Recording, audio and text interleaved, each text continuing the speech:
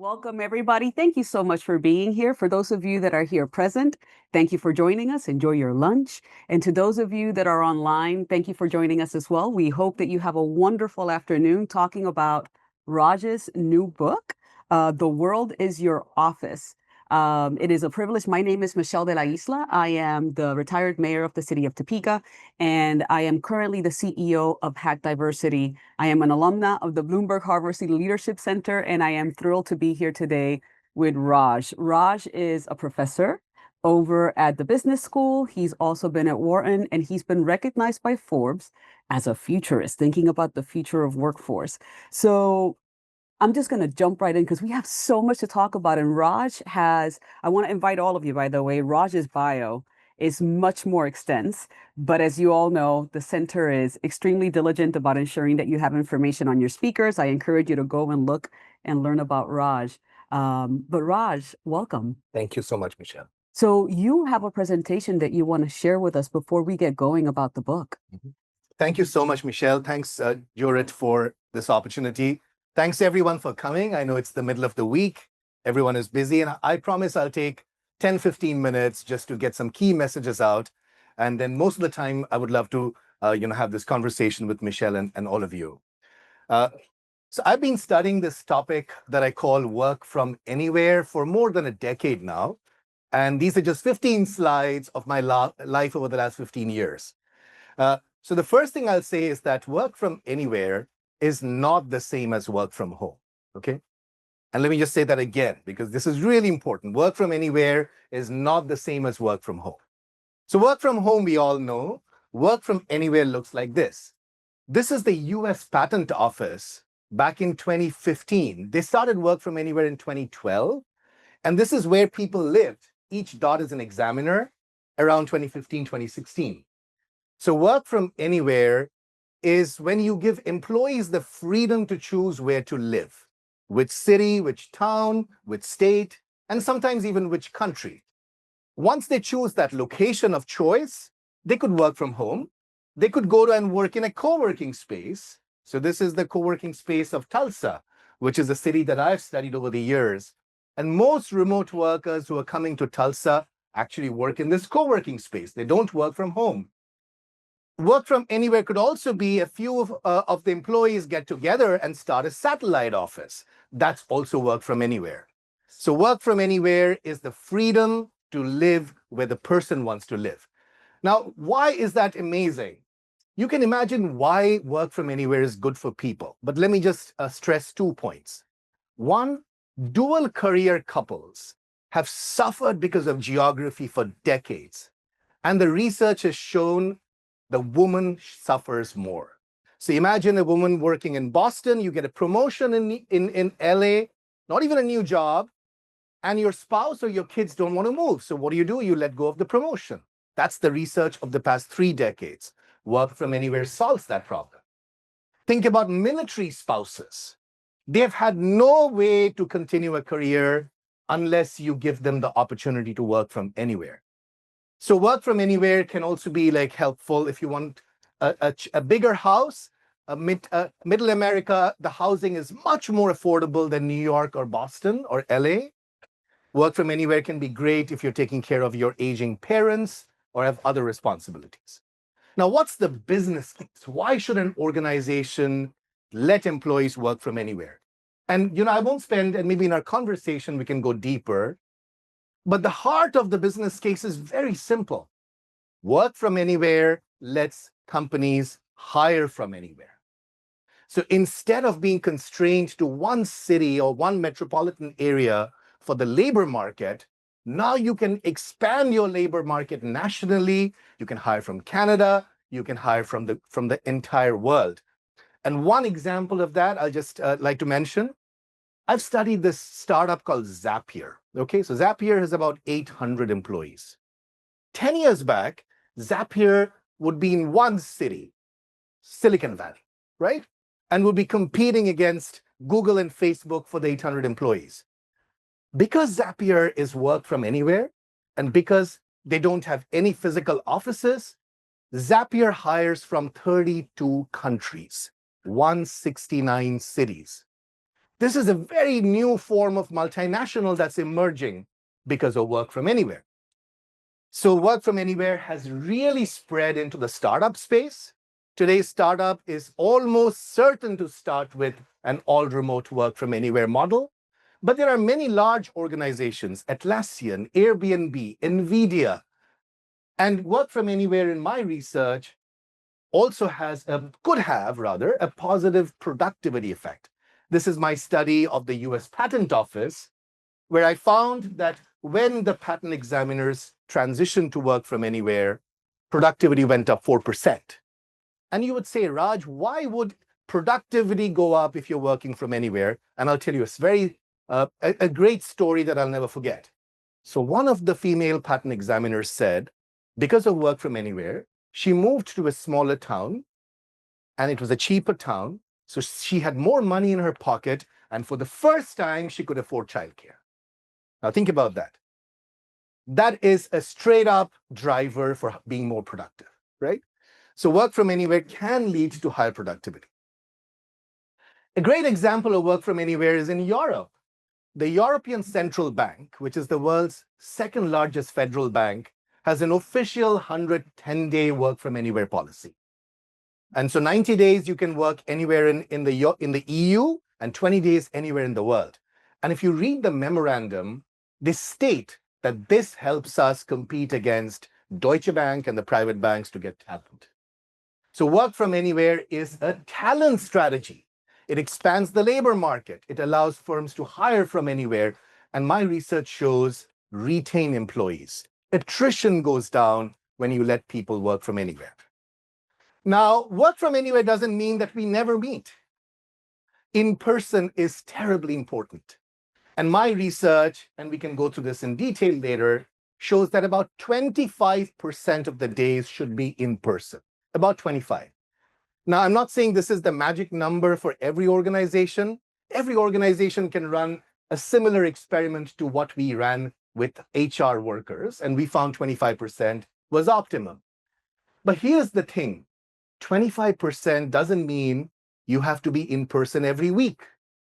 So the way I've thought about hybrid in the book is that weekly hybrid is what most people call hybrid, where you're meeting your team every week.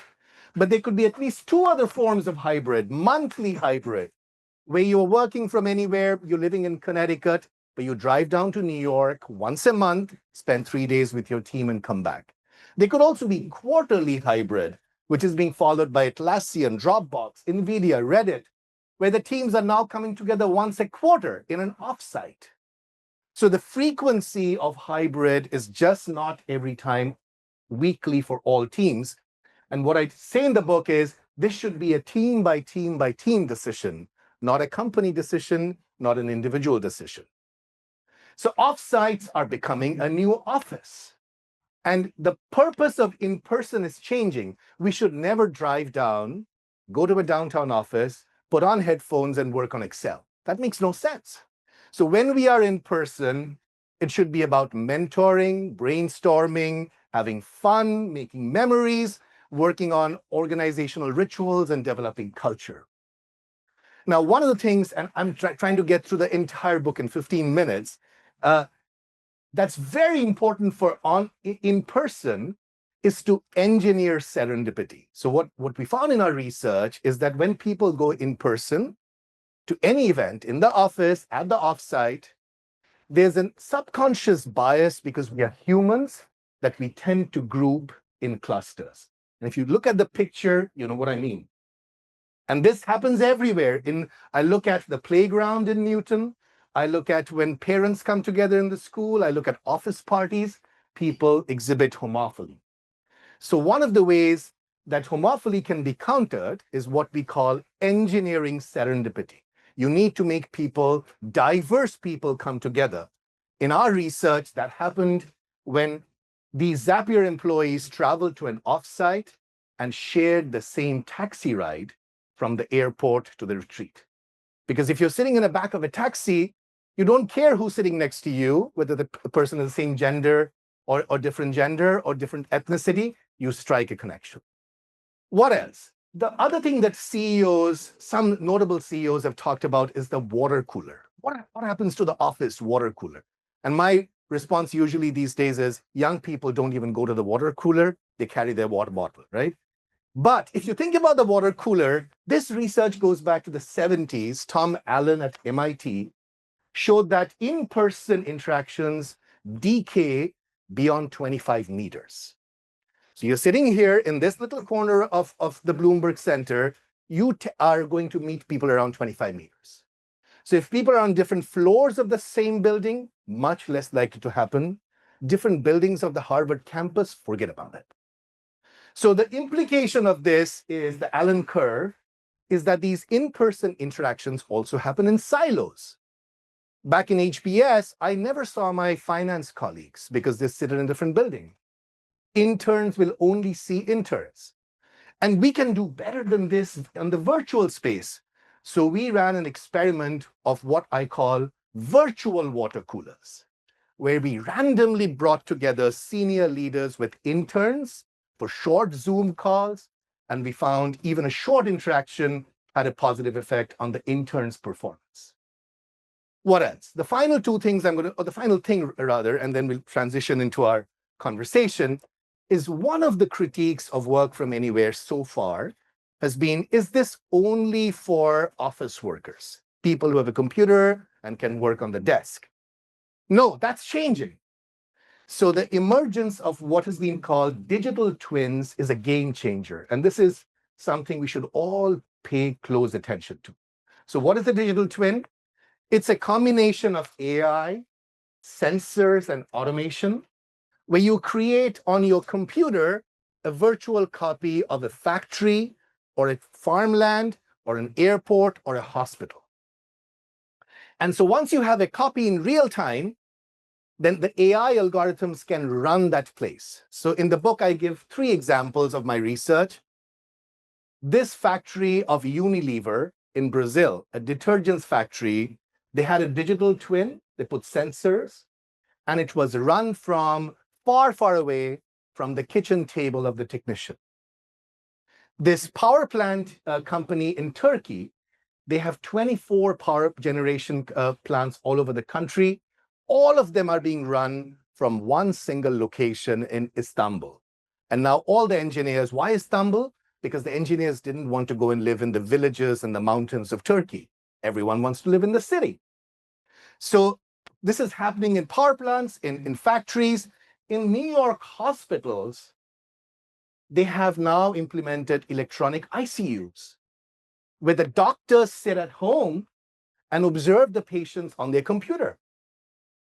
And my former doctoral student, studied this, and he found that this implementation of the EICU made the patient outcomes better for most patients. So this is one thing, I think we can all take away, that unlike the metaverse, digital twins are real.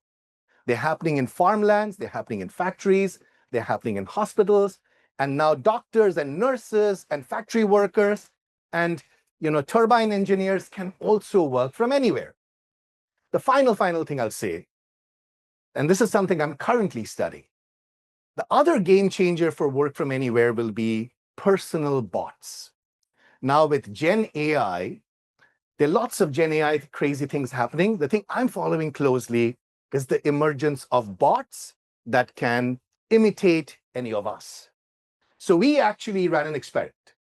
We went to Wade Foster, who's the CEO of Zapier, and we said, will you let us make a bot for you? And he agreed. This was 2.5 years back. And so we created a Wade bot that answers questions just like Wade. It's not just the content of the answer, it's also how Wade speaks or how Wade writes. Each one of us, we sign off our emails in a different way. So I say best, maybe someone says warm regards. The bot was trained to learn how to write like Wade. And in the experiment, Zapier employees asked questions. The answer came from either the human Wade or the bot Wade. They didn't know who. And they were asked to guess who answered the question, the human or the bot. And what we found in the study, usually I hold my suspense and ask people, but I'm rushing. I'll give you the answer. what we found is the bot passed the Turing test with flying colors. Employees at Zapier could not distinguish between the bot weight and the human weight. Now, why does that matter for work from anywhere? Because now, for the first time in history, our human capital is being separated from the human. The human capital, our communication skills, our reasoning skills can be done by a bot of one, which means that bot can be sent to 3 meetings in parallel. So the CEO of Otter, Sam Liang, he saw my presentation and he said, let me create a bot for Sam, for himself, and I'll send this bot to my low-cost meetings, the meetings where I don't speak a lot, where I just listen. So the bot can work across time zones. When Sam is on a plane, the bot can go to a meeting. So we're going to scale human capital like never before. And the final thing I'll say is that this is going to lead to a lot of property rights questions now. Who owns the bot? So if today Harvard made a bot of me and I left Harvard, can Harvard continue using my bot? I'm sure these questions will come up in the courtrooms and the boardrooms. But this is going to unleash a second wave of work from anywhere, digital twins and these personal bots. And this is my segue to our conversation. There are many reasons I'm passionate about work from anywhere, but this is the most important reason. I see work from anywhere as a game changer for smaller towns. For decades, smaller towns, not only in the US, worldwide, have lost talent to large cities. So you grew up in a smaller town. How many of us in the room are from smaller towns? So you know exactly what I'm speaking. You finish high school, you leave your town, you never come back. And I would argue, this is a much longer conversation, many of the problems of all our countries is because of that, because the heartland has lost talent to the coastal cities. Work from anywhere is a way smaller towns get talent back. So this map shows 50 cities in the heartland which have incentive programs to get work from anywhere workers. So Topeka has one. I've studied Tulsa, Oklahoma. They had a incentive program for $10,000, and we can talk about what's happening there. But smaller towns in the US and worldwide now have a shot in getting talent. Talent can distribute out of the large cities. If you like New York's Broadway, live in New York. If you want to raise a family in an affordable house, move to a smaller town. That's work from anywhere. So this is the book, and look forward to our conversation. Thank you so much for listening. Thank you so much for the presentation. I see that we already have questions. If you don't mind holding just a little bit, and I'll get to it. But I think that if you agree with me, I think that Raj both create a deep sense of inspiration and also deep sense of concern with regard to the bots. Anybody here agree with that statement? Okay. Because there's this freedom of I can do my job anywhere. I'll share that not a lot of people are ready for that conversation, and I'll share an anecdote quickly. But then there's also the dawning of being able to use AI as a tool that can help you. I love your concept of the digital twins. How would you tell people that are listening online and those of us that are here, how do you reconcile that tension of telling somebody you could work from anywhere, but by the way, beware because you could also be using a bot to work and you may not be needed? Yeah, it's a great question, Michelle. And I guess, I didn't tell you the second part of our study. So let me do that. And I think that is the sort of guardrail. So what we found is that the Zapier employees couldn't distinguish between the bot and the human. But if they thought the answer came from a bot, which might be a wrong guess, they liked it less. And we've known this for many years now. We call it algorithm aversion. So in the organizational literature, we have this very strong finding that humans don't tend to like algorithmic output. And the algorithm aversion was especially strong if the Q&A was personal. So if the question asked was about some generic strategy, what's the sales strategy for next year? Employees at Zapier are fine, the bot answering it. But tell us a story from your childhood that made you a great CEO. No. They don't want the bot to answer that. So my interpretation is we'll have bots. My prediction is almost everyone in the room in a few years will have a bot. And we'll use our bots only for rather impersonal communication. You know, each one of us has a lot of emails where we just answer thanks, right? Or see you next week. I think a bot can do that, but a deep personal conversation, we still need humans. Absolutely.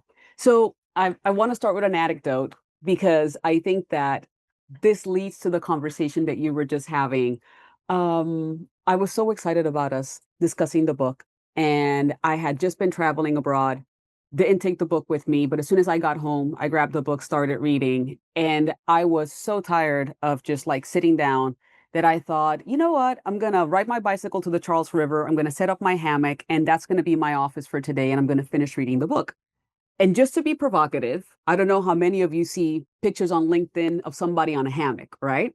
I decided to push the button and see the response that I would get. So I took a picture of me on the hammock with the book. And lo and behold, I'm not kidding, the day after I meet with two really good friends that also happen to be board members of mine.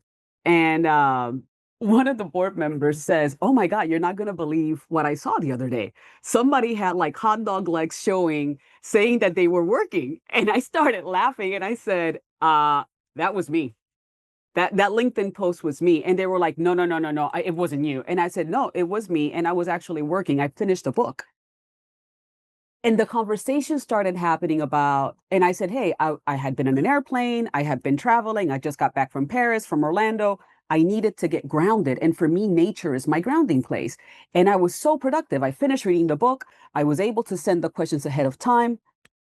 For somebody that is a professional that is not accustomed to the work from anywhere kind of concept, if I am a firm disbeliever, what would you say to me to talk about some of the benefits of like what are some of the not just tangible benefits of finances, but what are some of the emotional benefits and equity benefits that come from this? You already talked about the childcare. Let's talk about some other things. Sure. So I guess the biggest benefit for a company is the ability to now hire from anywhere, that you can expand your labor market. But there are lots of other benefits. If employees are living in a location of their choice and they're happier, they can be more productive. And that's what my research showed. They can stay longer, so attrition will go down. They can also now meet other people that they would not normally meet. And these engineering serendipity moments can create new innovation. That's what my research finds. That if you travel and meet other people, you get exposed to new ideas. But can I comment on that? I think thanks for sharing that, Michelle. And I think what's holding some CEOs and some leaders back is this lack of trust that my employee will shirk if I can see them. And my response to that is, you are confounding work from anywhere with a problem of lack of trust. So if the person is a shirker, trust me, that person will shirk in the office as well. That person will find a way to have a Facebook or an Instagram screen open on the computer. So if you are conflating a hiring mistake or a mistake of performance measurement with work from anywhere, that's your problem. So work from anywhere means you need to accurately measure the quality of work. If you can do great work from a hammock, or you can do great work from anywhere in the world, why would you care about how many hours you worked, where you worked from, how many times the manager sees my face? So I love the fact that you brought that up. I have two questions. I'll start with the first one, which is absolutely agree. I always tell all my team players that whenever I hire somebody, I'm like, I don't care where or how you do your work. If you need to sunbathe in a bikini at 2 p.m. to be productive, as long as it's legal, ethical, and moral, and you're not breaking any rules, I don't care. As long as the work product is done, I'm supportive to you and your productivity. I also work with very early entrants into the workforce. So, how would you propose for somebody that has never been in the workforce before, that has just graduated, that doesn't understand the cultural norms, that doesn't understand the expectations? I'm telling you, Raj, I have had to coach individuals that are online that are rolling their eyes in the middle of a meeting, right? Yeah, I see some expressions, but it happens because if you're working with a newer workforce that doesn't understand what those expectations are, How do you bridge that gap? How do you start these systems to ensure that somebody is successful if they've never been in the workforce, if they're working from anywhere? It's a great question. So in the book, what I say is that this journey from weekly hybrid to monthly hybrid to quarterly hybrid is a journey. And why is it a journey? Because you need to develop new processes to exactly do all of these things. So I'll give you 3 processes that are relevant for new hires and for younger employees. And these are best practices I've learned over the years. The first one that these companies like Zapier and GitLab, almost everyone does, is every new employee gets a buddy. So there's a buddy system. And the buddy is someone not from your team, because the buddy, as we know from Amy Edmondson's work, we need psychological safety. So the buddy is someone who's a year or 2 years ahead of you in the company from a different team. So you can ask your buddy any question, right? So Zapier has this program called Zap Pal. So have a buddy system. The second is you have to codify knowledge, because now you can't tap a shoulder and ask a question. You need a place, and GitLab has a wonderful thing called the GitLab Handbook. So if you go online right now after the session, go to gitlab.com. There's a GitLab Handbook where they answer every question about the company. And every project has its own handbook. And that used to be painful earlier. People don't like to write about work. We like to work. But now with Gen AI, that's very easy to do. Like Gen AI could record this conversation and transcribe it and make a summary in seconds. So today, documentation has become really much more easier. So the buddy system, documentation. But the third thing is we need to make in-person better. When the newcomer, the young employee, goes to the office and wears headphones and sits in the corner, that's not a great use of their time. When the newcomer goes to the team retreats, the team offsites, they need to be mentored. They need to be, really welcomed in. There needs to be one-on-one mentoring. The team needs to make rituals, play games. And when you spend a week with your team, having breakfast, lunch, and dinner, playing games with your team, really having quality time, that is a connection that's much better than going to a downtown office 9 to 5, where you don't even see your manager. And every time your manager comes, you switch tabs and you start working. So something very provocative as I was reading the book was what you're not saying openly, brace yourselves, is the workforce is changing such that there is a demand for a new type of leader. I'll never forget when I was learning about management, it was all about trust but verify. You have to do this, and where's the data? So could you tell us a little bit about, if you were to describe the profile of a mayor, a city manager, a corporate CEO, what are the leadership characteristics that this individual would have to embody? And what would they have to do as a leader? What is our responsibility as leaders to be adaptive? And how do we show up in the workforce to enable this to happen? Sure. It's a great question. And thanks for asking that, Michelle. So my sense is leaders first have to recognize that in this labor market, you cannot ignore flexible work practices. So, I know there's a lot of talk about return to office stories, right? Amazon's, Dell's. Let me just mention 2 facts around that. First, despite these stories, the percentage of remote work days in the US economy has been surprisingly stable. It's 25% since 2023. And it used to be 5% before the pandemic. So this is a 5 times shift, and it stayed there. So my interpretation is, for every Dell story, there's a Dropbox, which has closed down offices. There's a Citibank, and their wonderful CEO who gets this, who has doubled down on hybrid work, and the startups, right? So there are many, many large companies, like I said, Airbnb, Spotify, Shopify, NVIDIA, which is one of the world's most valuable companies. But the other thing about RTOs is the research has shown, and now we have solid research on RTOs, that the return to office has no positive effect on the financial performance of the companies. This is research coming out of Pittsburgh. But the effect is on attrition. After the RTOs, about 10% of the company leaves, and the percentage is higher for women. So I see RTOs as a tool for voluntary turnover, not for productivity. You are letting go 10% of the company without paying full benefits. So but I didn't answer your question. So very quickly, What the leader needs to recognize is work from anywhere is a talent strategy. In today's world, if you want diverse people, you have to allow work from anywhere. And what that leader needs to do is really focus on these management practices that I talk about in the book and not have the ego of presenteeism, constantly seeing your people around you. You can see people at the retreat. You can mingle with your teams, when the retreat happens, but you don't need to see them every day for them to be productive and functional.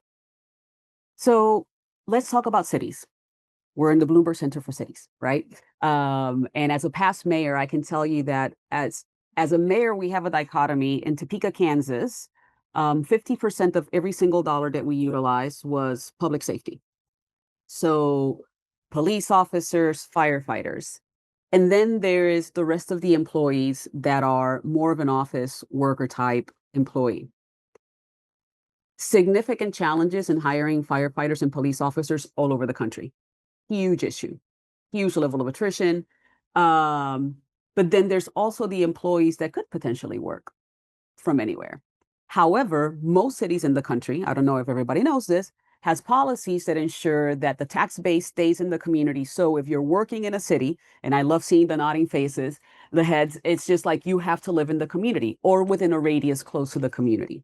And the whole mindset of this is if you're working for the community, you have to have stock in the community. You have to live here. You have to love your city. The tax base stays in the community. You reinvest in your community, and it's a show to the taxpayers that you are loyal to the city.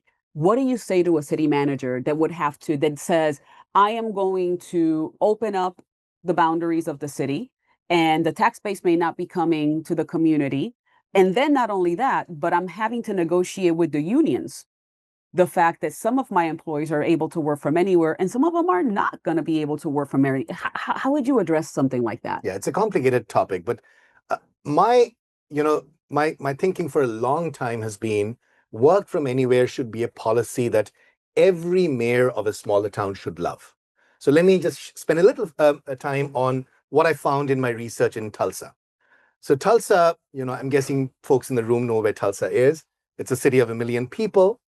They started a incentive program back in December 2019. So this is pre-pandemic, where they said if you're a remote worker, we'll pay you $10,000 if you come and live in Tulsa. And why did they do that? Because, Tulsa, like every other, I'm sure, Michelle, you have a lot to say on this. Smaller cities have this, what I call chicken and egg problem, that you want companies to come and set up an office or a factory or a warehouse, and they would take your tax dollars and subsidies and promise 5,000 jobs, but they would set up 500 jobs because the argument is we can't find people. And then you can't find people because the people are leaving after high school because there are no jobs. So it's a chicken and egg. But remote work breaks that cycle because the remote workers are coming with their jobs. They don't need a local job. So Tulsa was thinking 50 people would come in 2019. That was the plan. Let's pilot this. They've had 4,000 remote workers come and settle down. And they don't pay the $10,000 in one shot. They're very smart about this. They hold a monthly dinner where the remote worker has to go and mingle with locals. And at the end of the dinner, you get your check. So they've made a way to foster connections between locals and these new migrants, these remote workers. And these remote workers are actually chosen with post-its in the city hall by locals. So all the CVs are distributed, and then the locals vote with post-its. So you can read my Tulsa case study. It's in the book as well. Tulsa has been phenomenal. What has this done for Tulsa? Tax dollars have gone up. Consumption dollars have gone up. New startups are being created by these remote workers and their partners. And the thing I found really impactful was these guys, because they're new migrants, they are volunteering more in the local community. So one of the people I met during my many, many visits to Tulsa was this gentleman from Bronx, African-American man, who's now the high school debate coach in Tulsa High School. And this is the first African-American debate coach in Tulsa High School. And if you know the history of Tulsa, this is a great thing for Tulsa. So I see work from anywhere as a way that smaller towns in the heartland, in Ohio, in Michigan, in Indiana, many Wisconsin, these places get talent back. So this should be a smaller town mayor sort of agenda. So how would you tell that mayor to also open up the city to be open? Absolutely. I think the calculation that the mayor needs to have is if you're letting a few hundred people, the public servants in the mayor's office, do this, and you're getting 4,000 people because the mindset has changed, and now the city is preparing for this work from anywhere. So Tulsa Remote is now spoken all over the world. I was recently in Madeira, Portugal. They have a work from anywhere community of 20,000 people from all over the world who have come to Madeira. What is their role model? They talked about Tulsa Remote. So Tulsa has become a role model around the world now. And there's an opportunity for 5 other, maybe 10 other American cities to sort of like reach that level quickly. So I would say you need to, Topeka is doing great. And I would, maybe Michelle can tell us about what's happening in Topeka. But I would say it's the mindset shift that if you allow your public servants to do this, then the community will come in and you can become a work from anywhere city. Thank you so much for that. I'm looking, our conversation has sparked a lot, and there's a ton of questions already in the Q&A, and I just want to make sure that everybody at home knows that we will be answering those, but I do want to start with our friend here who had a question and has been patiently waiting. Oh, just a second. There's a microphone coming your way.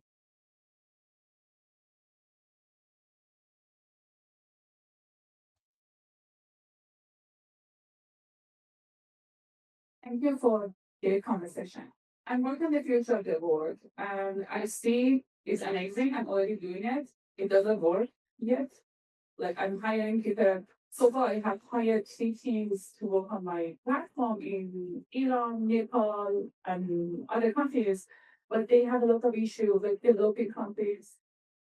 Like my team was supposed to deliver some outcomes today, but they are in the war, and we didn't know a few days ago that they are going to be in the war. And I heard people in Nepal and their parents died, so the team needed couldn't continue. So that lots of things happen in developing countries. Even I go to visit my family, I cannot do anything when I'm there because nothing works. And the location matters. There are a lot of researchers that show when you bring one specific person from one location to another location, the productivity completely changes. So I'm wondering how we can work around these things because I'm helpless now. I wanted to have people from other countries who save money, but it doesn't work. And I'm getting to the point that I have to work with people who are in the US. And another thing that I have personally have think a lot to move to other places. But if I go, I cannot have childcare. I cannot have good school for my children. I don't have, but I'm looking at the future, like why am I studying in large cities and I cannot have large home or whatever. So it doesn't work. I don't have good gym, but even in Cambridge we don't have the gym because universities are here, no good gyms come around the city. So there are a lot of logistics that I cannot think. And also these kind of jobs are specific for high skilled workers. In few years, we need many those skilled workers in the service sector that we need to have these people. Right now, like my company is exactly working on this issue, addressing the lack of low skill labor in the service sector. So I was wondering how you are thinking about these issues. Yeah. So let me try to you have lots of questions. So let me try to parse them out and respond a little bit to each. So the first one, I feel, when people tell me that, what about the New York downtown? The downtown is hollowing out. First of all, the downtown is not hollowing out. New people are coming in. Some of the offices, the Merck office, the JP Morgan office is being converted into residences. So there's conversion going on. But then my response is, what about the Tulsa downtown? What about the Topeka downtown? Those places have had a problem for years and years. But once 4,000 people, all earning around 100,000 US dollars or $80,000 come to your community, you need more gyms. You need more childcare. You need more groceries. So you then get the lower skill job multiplier effect. And if you are a person working in a service industry at a much lesser salary than a knowledge worker, it makes even more sense for you to live in a low-cost city than live in New York, because your rent is just going to be astronomical in a large city like New York. So that's the first response. Second, Work from anywhere has sparked not only within the country, I mentioned 50 cities in the US, but globally now, 55 and counting countries have special visas for remote workers. Think about that. Countries don't like immigrants, but they like remote work immigrants because the remote work immigrant is coming with their job. And in the book, I have an appendix. At that point of time, I wrote the book where I document each one of these visas, which talks about the benefits and what are the requirements. You can go through that chapter. And the final thing I'll say on your current team, and be happy to chat later, is that work from anywhere is a spectrum, okay? It doesn't have to be all global in the first day.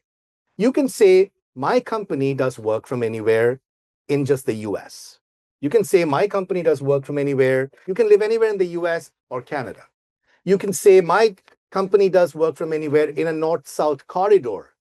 So Seattle and San Francisco is okay because the time zones are the same. But no east-west or no plus-minus 2 time zones. So there are many ways you can design your work from anywhere policy. Thank you for the answer. And I love the fact that you brought some really salient questions. For example, Puerto Rico is a place that has a whole bunch of power outages right now, right? So, like, how could you have somebody working from there? So, again, it calls for leadership to be much more strategic about thinking, okay, so these are places where productivity actually may work. And these are places where the infrastructure actually is not working. So, fabulous questions. Thank you so much for your thoughtfulness. You brought something up that I thought it was really important for us to discuss. When you open up a corporation or a city to have a work from anywhere policy and you become globalized, how do you prepare your company and your staff to be much more culturally sensitive to all the differences that you're going to be interacting with? I mean, here in this country, we're having a hard time within our own country, right? Just like having diverse individuals working in a workplace. Imagine when you open it up to the world and you have all of these different cultural competencies from all over the world. How do you address that? Yeah, it's a great question, Michelle. So my sense is diversity has its huge benefits and its challenges, right? So the benefits, let's talk about the benefits first. There are many, many benefits of diversity. As a scholar, what I focused on is innovation. So I'll give you a quick anecdote that Michelle and I were talking about. I did the study about 10 years back on pharmaceutical scientists in Boston. And when I studied them, I found that the folks coming from China and India, they came with knowledge of traditional medicine, like the Ayurveda in India and the traditional Chinese medicine. But when they interacted with the Americans, something magical happened. Now it was not just Ayurveda or Chinese traditional medicine. It was sulfur being added to turmeric, which the Indians have never done. So it was a new innovation to the world. And that's something we've called knowledge recombination.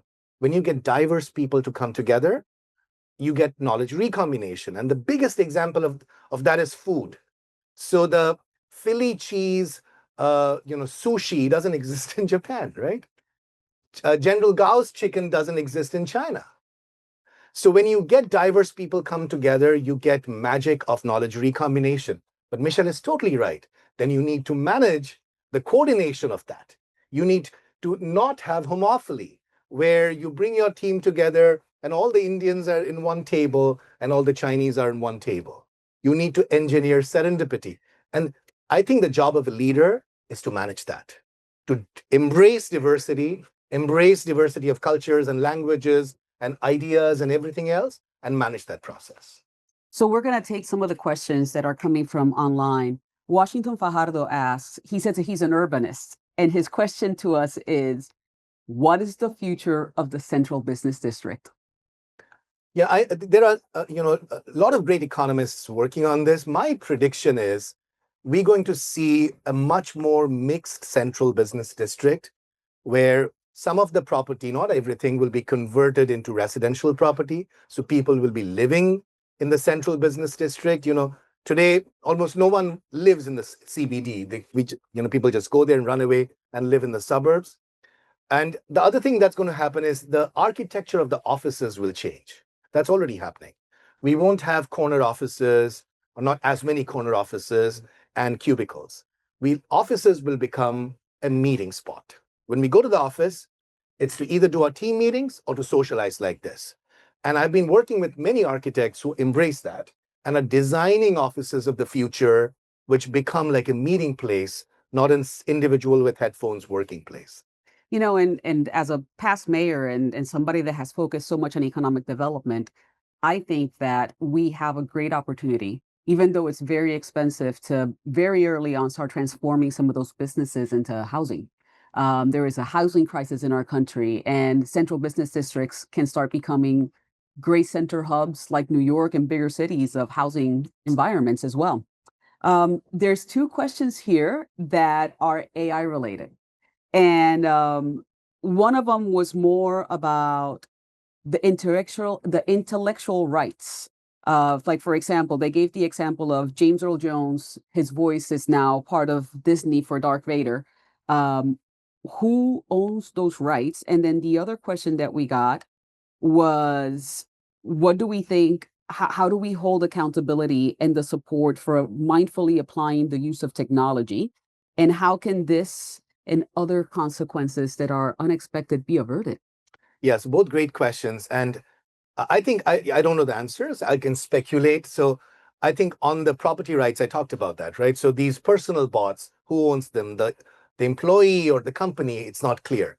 And I'm sure there'll be a lot of tug of war there. There'll be like lots of debates, might even end up in the courts. And we need policy nationally, internationally on that. Uh, on the responsible use of these personal bots, absolutely. And so, one concrete example is, since we did the study, now there are, I believe, 8 or 10 CEOs who have publicly started using their bot. So the CEO of Zoom, the CEO of a few other companies are now publicly using their bot. Now, one responsible way to do that is, if the bot is replying to an email on your behalf, you put a disclaimer there saying that this message was generated by a bot with the approval of the CEO. That's transparent, because we all know that CEOs don't write all their emails. They've been human executive assistants, and now the bot is an automation of that. So I think there are very practical ways to take care of this, to be productive, but also be transparent. Thank you. Another question from an attendee was, please speak to how a municipal government could implement work from anywhere, but that is not somewhere like Tulsa that is small, but somewhere big like Cambridge, where they already have a huge pool of talent. Right. Yeah, so absolutely. I think, when I talked about the 55 countries around the world having digital nomad visas, Canada has one, Mexico has one, UAE, Portugal, Germany, Italy, New Zealand. I can keep going. The two countries that don't have are the two countries that I care about the most. So the US doesn't have one and India doesn't have one.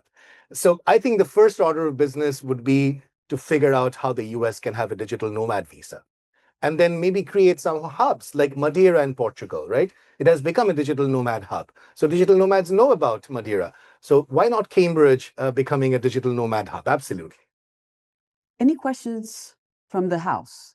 Just want to make sure that I'm not missing anybody here. Yes, one in the back. Hi.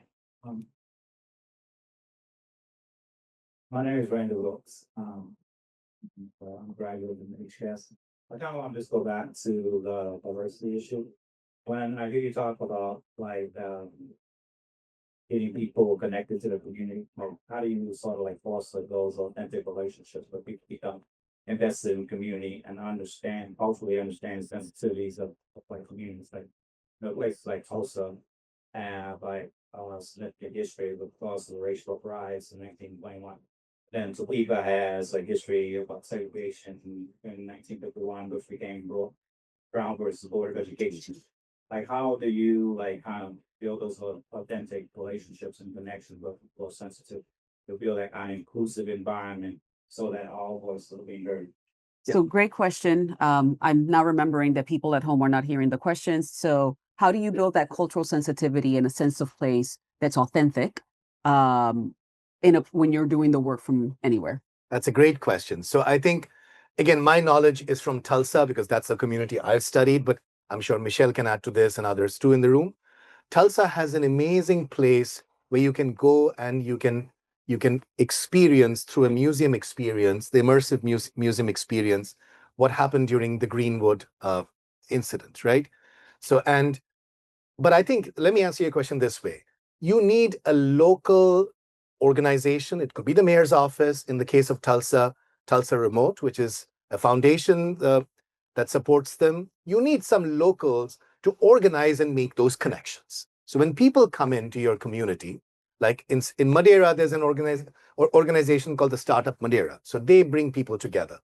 So I talked about these monthly dinners where the new remote workers were meeting locals, going to the museum. We recently did a study because one of the concerns about digital nomads is gentrification, that, thousands of people are coming to my community. What about gentrifying some neighborhoods? And that's a real concern. So one of the studies I'm currently working on, we ran an experiment in Tulsa where we took a few hundred people and then we randomly exposed half of them to East and North Tulsa. And the others, we just spent a day in the museum in the central business district. And what we find is that even that one day interaction made people go back. And especially people, in the case of North Tulsa, Black women went back more, and they've made new connections. So I feel there has to be a catalysis of these connections, either done by the mayor's office or a local NGO or a foundation or some other team. A good example, in the city of Topeka, we have a program that was started by one of our council members called the Mosaic Partners. And as a community, there is people that actually are trying to sit together with other people of different cultures on purpose, just to have conversations and understand about each other's histories, have dinners together, and just have that opportunity of being exposed to a culture completely different to yours. But that was a very hyper-local program. The other thing that we did in Topeka was Matt Pavarnik and I started an organization called Included, and in which we started sharing with top C-level HR people, practices on good belonging practices and how do we bring people together, so that the private sector also had a portion in doing that type of work. But I think that Raj was very clear on the fact that these all have to be hyper local solutions, in which there has to be somebody in the community that is going to say, hey, I want you to come into the community. I want you to learn about the richness of my city. We're very proud in Topeka of being the home of Brown v. Board. We feel like Topeka was the place of the segregation for this country. We have some beautiful neighborhoods that speak of that. Part of the Underground Railroad is part of that community, and we celebrate all those things. But it has been a very hyper local celebration that we now are bringing to anybody that wants to come to our city. But it's a local thing. There's a great question here that's anonymous. It says, what impact has WFA had or might have on the education sector?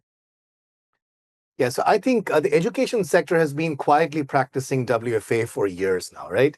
So yes, the 4-year program and the master's programs might be in person, but think about exec education.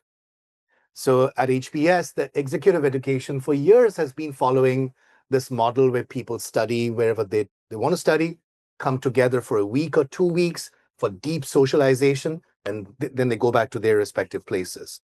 And I feel there is an opportunity to try something like that, even for a 4-year college, or maybe I think I don't see that happening in our existing universities, but there can be disruption of existing universities, but especially for the master's programs. So the master's program that I'm familiar with, the management master's program, in a place like INSEAD, you travel across 3 campuses in 1 year. You spend part of your year as an MBA student in INSEAD in Singapore, part of the year in Abu Dhabi, and part of the year in Fontainebleau. So you are studying from 3 different continents really in the span of a year. So I think there is an opportunity to take that model to other master's programs and even maybe the 4-year programs in some colleges. So this just, because I was looking at the questions that I wrote after reading the book, and I think that all of us know that the effect COVID had on communities and particularly on individuals was one of creating a new epidemic of loneliness.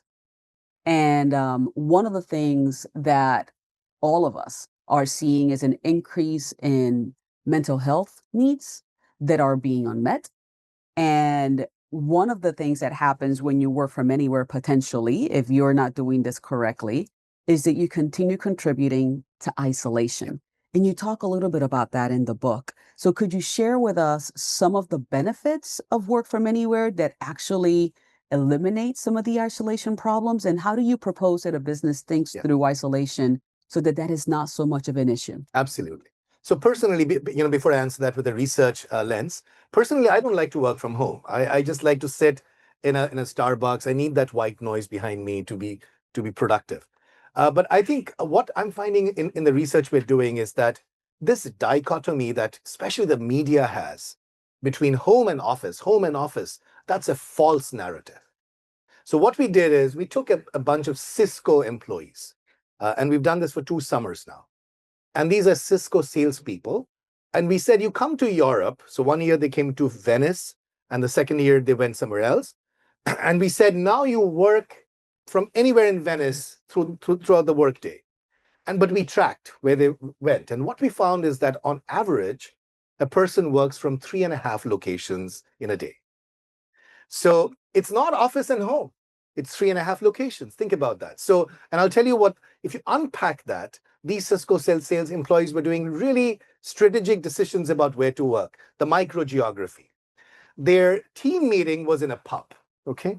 Their sales pitch used to happen in a very nice church where the Zoom background picks like a majestic background. Their one-on-one with their manager was happening in their home where they wanted privacy, and so on and so forth. They had co-working spaces. So they were traveling to the city of Venice, walking, getting exercise, even in the course of the day, working from 3.5 places. So I would say, why do we restrict this office, home, office, home? It's a multiplicity of venues that each one of us would enjoy working from. Thank you so much. I love this question. It says, how does the work from anywhere idea square with the powerful interests of real estate company firms demanding RTO? Yeah, but it's a real issue. And I would say even within the real estate community, there are progressive thinkers. And work from anywhere doesn't mean that real estate is going to be not built anymore. Absolutely not. We need meeting spaces. We need conversion of some offices to residential. If New York City, some offices were converted to universities, many other universities could move to New York. And like we said, the architecture of the office is changing. So I don't think this is a doomsday for real estate. It's just that real estate has to also transform and create spaces that work for people now. Any questions from the audience? Yes, we have somebody here in the back. Thank you for the talk. So you mentioned right now some big companies they're doing return to office, and it seems to me it's also a strategy to get away from the employer responsibility. So it seems to me it could be possible that when the company wants to hire, they do work from anywhere. They want to fire, they do the return to office. So my question is, imagine you're a company trying to do the return to office. How would you justify certain job should be returned to office? The question was, as a big company, how do you justify RTO, return to office? Yeah, so you're totally right. I think companies are using RTOs, like we discussed, as a tool for voluntary layoffs. About 10% of the company leaves. That's the research, that's the data we have. And my logic as an economist is that labor markets have long memories. So if you do not correct this, then what you're going to do is you're going to have some of your best employees leave. Not everyone will leave. So even in the banking industry, Citibank has a very good hybrid work policy. So they're going to arbitrage. They're going to find some of your best employees and poach them. The fintech world, so Stripe, for instance, has a work from anywhere policy. The fintech world will come and poach some of your best employees. And then 3 years later, if there's a new CEO, this is happening in multiple companies where the new CEO now comes. So in the ad world, WPP had a return to office. The people went, the financials were terrible. The CEO has to now resign. Their competitor worldwide has a very robust hybrid work policy, and I'm sure they poached people. So I think the labor market would ultimately force every CEO and every boardroom to see this. That is very powerful. Okay, so let's say after a CEO was listening to this conversation and we have stirred them so much and they are so fired up that they're ready to do WFA. We're going to work from anywhere. How do you propose somebody starts the strategy? And I'm teasing this because you wrote about it in the book. Who determines? How do you get going? What is the pace? You talked a little bit about the different models. Could you tell us a little bit about how I will go about going to work from anywhere? This is a great question, Michelle, and thanks for asking this. So the practical way to do this is, in the book, what I write, this is not a company-wide solution. It's not an individual solution. It has to be a team by team by team solution. So every team needs to figure out what's the right frequency of in-person, what's the right venue of in-person, and then the CEO should empower teams to go and experiment. So the companies that I'm consulting, there are multiple teams trying out. Some teams are doing monthly hybrid. Some teams are doing quarterly hybrid. And they're trying to figure out best practices to counter isolation. And then after 6 months or a year, you have the teams come back and report what's working, what's not working. And if there's a new best practice, you make it a company-wide best practice. So I think this has to be a team by team by team solution. I know that you talked about codification of systems and ensuring that as a company, if you are going to do something like this, you really have to do a lot of back end work, right? You have to be very cognizant about establishing systems, about creating cadences. The one thing that we haven't talked about that you also talk about in your book is how do we ensure knowledge sharing? When I think about when I was working in the private sector industry, I recall that there was an expectation that more than likely 50% of the boomer generation was going to retire in the next 10 years.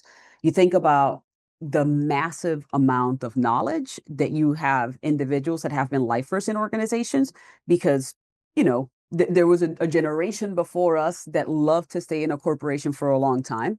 Doesn't mean that all that knowledge is good, but there's a lot of that knowledge that you want to be able to retain. As you're doing work from anywhere, how do you ensure that some of those best practices, some of that organizational history, a lot of that transfer of really important pieces of information isn't lost? Absolutely. I think, I can't stress enough the importance of knowledge codification. And today, in the world of generative AI, that's very now feasible to do. So when people ask me what is the best use case of Gen AI, my answer is knowledge codification. Because every meeting can be transcribed, every customer sales call can be transcribed, everything the project team has done over the day or the week can be documented. So today with Gen AI, we have a really powerful hammer to nail the knowledge codification problem. And you're absolutely right. Work from anywhere only works if there's real-time knowledge codification. And with Gen AI today, it's feasible to do that. So I think that what you're saying is it's not just we need new leadership as CEOs, as mayors, as city managers. I think that what you're also saying is be very mindful of who your chief HR person is. And that chief HR person has to also be very well versed in AI, very well versed on these practices, because nothing that you're describing works without a culture component. And again, we're having a conversation right here, right now, 2025. And I think that in 5 years, even, it's going to be a completely different world. So I think that what you're calling us is take a look at how you're building culture, take a look at who you're hiring to help you lead your corporations, your cities, because there is a brand new strategy out there that if you're not on it now, you're going to be left behind. Totally right, Michelle. And one thing we've not talked about, and maybe I'll quickly mention this, is among the things that need to change is this culture of reading and writing. And I talk about it in the book. So, for years, our dominant model was that we speak and listen. Brainstorming is great. Now, brainstorming is great, I agree, but brainstorming is not great for introverts. That's what the research says. If you think about a brainstorming session, who speaks? It's the manager and the extroverts. There's another form which I talk about in the book, which is brain writing, where you open a Google Doc and everyone can contribute ideas, not instantaneously. So you can take your dog for a walk, think about what the team is discussing, and come back with an idea. And I'm not saying we should move from brainstorming to brain writing. We should do both. So work from anywhere needs knowledge codification, a mix of synchronous and asynchronous communication. And in the book, I carefully lay out, if you're doing weekly hybrid, these are the practices. If you're doing monthly hybrid, these are the practices. If you're doing quarterly hybrid, these are the practices. So every team can look up what practices they need to master for their form of hybrid. So last question that I'm going to take online because I'm looking at the time and I want to make sure that we're responsible with everybody here is, this is a good one. In the age of tariffs, there might be a need for tax policy to deal with income and payroll taxes for remote workers. In your research, what are the trends that you're seeing with regards to taxes? Yeah, so taxes, first of all, in the age of tariffs and also immigration constraints and travel bans and everything, I think work from anywhere just becomes even more salient. But on taxes, there's an issue. If you are Zapier and you're hiring people from 30 countries, then how do you deal with taxes and benefits and all of that? In the book, I talk about that. The solution is the emergence of a new kind of organization, the employer on records, the EORs. So if you don't have a legal entity in the country, you can hire through an EOR. And now there are many EORs globally. So they will hire the employee for you. And maybe I'll end with this example. I've studied one of the EORs called Mob Squad. So Mob Squad was founded by an HBS alum, Irfan Raji. He's a brilliant guy. So he's from Canada. And he found a problem to solve. The problem he found was that he looks for very smart foreign workers in the US who don't get a visa extension or whose green cards are rejected or they don't get a green card. So he moves them to Canada. He has a deal with the Canadian government where all these employees get a work permit within a week. They work from Mob Squad offices in Calgary and Halifax and Vancouver, but they're still working for the same American client. So they're now working from Canada, but they're paying taxes they're working for the same American client, but living in Canada, paying taxes in Canada. So Mob Squad is an EOR. And there are many such EORs globally now that would let you hire foreign workers. So Raj, first of all, I just want to say thank you. Thank you for writing a book that, by the way, for all of you that are here, we have books for all of you. So we want to make sure that as you're walking out, you make sure that you grab one. I'll just encourage everybody to let you know the book was so easy to read. I mean, often you sit down and you read something that is very academic and it can feel very heavy. This book was light, zippy. And I want to encourage everybody here to remember you heard it here first in the Bloomberg Center for Cities. The future of work is changing. You can now work from anywhere. Cities all over the country and the world should be considering the opportunity of having talent from anywhere to enrich your cultures, your opportunities, different ways of learning. It seems like there's going to be opportunities in regards to real estate. It's going to be opportunities with regards to a lot of learning. And there's going to be a call for a new leader, which is the work from anywhere leader. Raj, thank you so much for the book, for the chat today. And thank you all and everybody online for participating as well. Thank you, Michelle. And if I may, I just want to thank Michelle, Yorit, the whole team here. They've been wonderful, but also the HBR team. So I see, part of the HBR, Felicia and Sally. Thank you guys. You've been amazing, to work with. Thank you so much.